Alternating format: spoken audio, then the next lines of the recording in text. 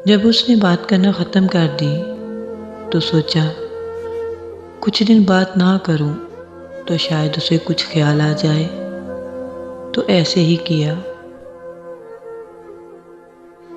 मैं एक हफ्ते बाद ऑनलाइन हुई तो देखा वो भी ऑनलाइन है। मैंने खुशी खुशी उसको मैसेज किया, अस्सलाम वालेकुम, कैसे हो। इसका कोई जवाब नहीं आया।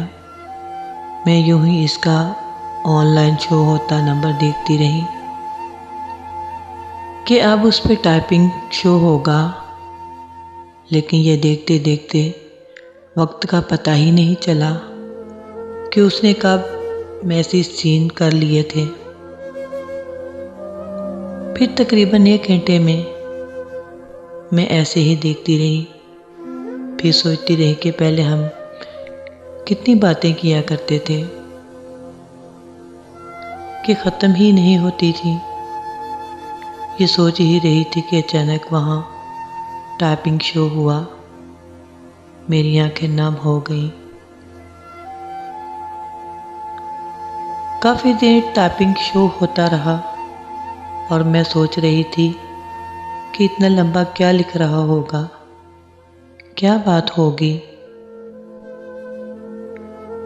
तकरीबन 10 मिनट बाद मैसेज आया, बिज़ी हूँ।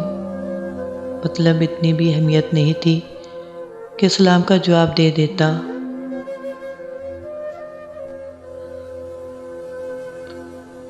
और मैं ऐसे ही खुश हो रही थी, पता नहीं क्या लिख रहा होगा।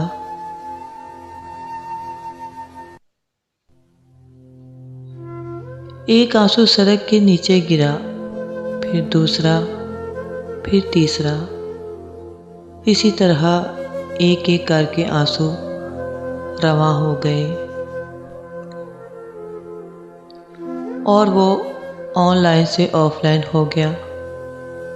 खुद पे तंजिया और कड़वी मुस्कुराहट के साथ मोबाइल रख दिया।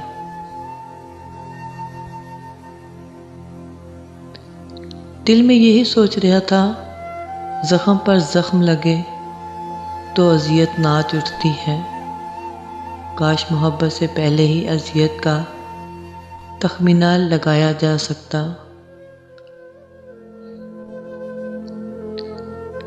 मैं तो अपने हिस्से की अज़ियत जानकर मोहब्बत की तरफ देखती ही नहीं। खैर, अब तो कोई मरहम भी नहीं बचा था।